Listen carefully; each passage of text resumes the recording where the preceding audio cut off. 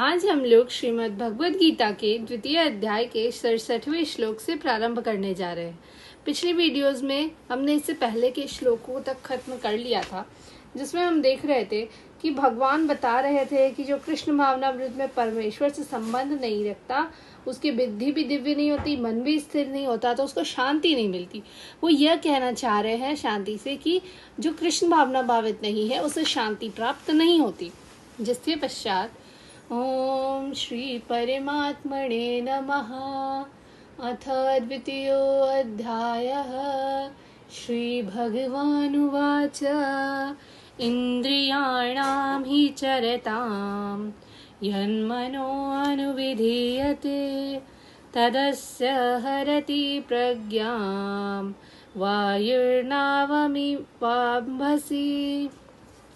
जिस तरह पानी में तैरती नाव को प्रचंड वायु डूबे ले जाती है, उसी प्रकार विचरणशील इंद्रियों को भी कोई एक जिस पर मन निरंतर लगा रहता है, मनुष्य की बुद्धि को हर लेती है।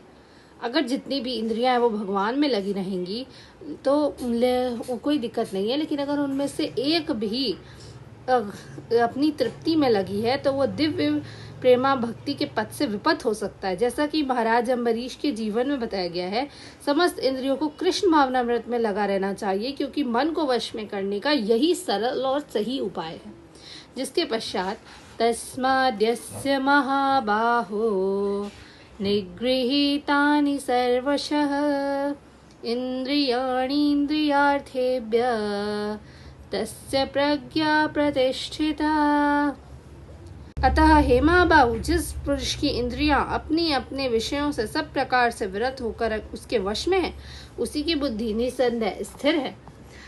कृष्ण भावनामृत के द्वारा यह सारी इंद्रियों को भगवान की दिव्य प्रेम भक्ति में लगाकर इंद्रिय तृप्ति की बलवती शक्तियों को दमित किया जा सकता है। जिस प्रकार शत्रुओं का दमन श्रेष्ठ सेना द्वारा किया जा सकता है, उसी तरह इंद्रियों का दमन किसी मानवीय प्रयास के द्वारा नहीं, अपितु अपने मन को भगवान में लगाए द्वारा किया जा सकता है।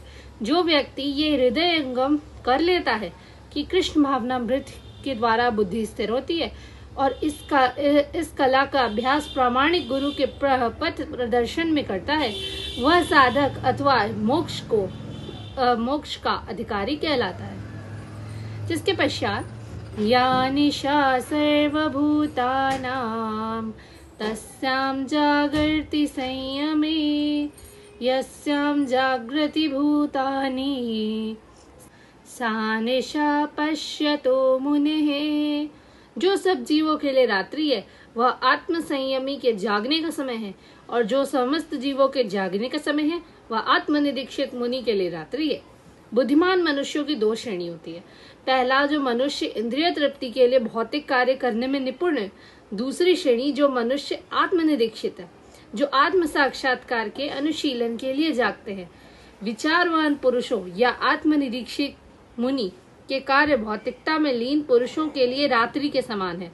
भौतिकतावादी व्यक्ति ऐसी रात्रि में अनभिज्ञता के कारण आत्म साक्षात्कार के प्रति सोए रहते हैं। आत्मनिरीक्षित मुनि भौतिकतावादी पुरुषों की रात्रि में जागे रहते हैं।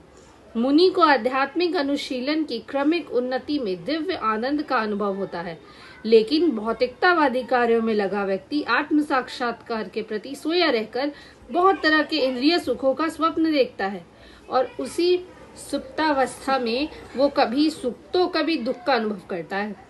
आत्मनिरीक्षित मनुष्य भौतिक सुख तथा दुख के प्रति अन्यमनस्क होते हैं। वो भौतिक घातों से अविचलित रहकर आत्म साक्षात्कार के कार्यों में लगे रहते हैं। धन्यवाद। आज के लिए बस इतना ही। हम लोग आगे के श्लोक अगली वीडियो में करेंगे। तब तक के लिए जय श्री राधे कृष्ण।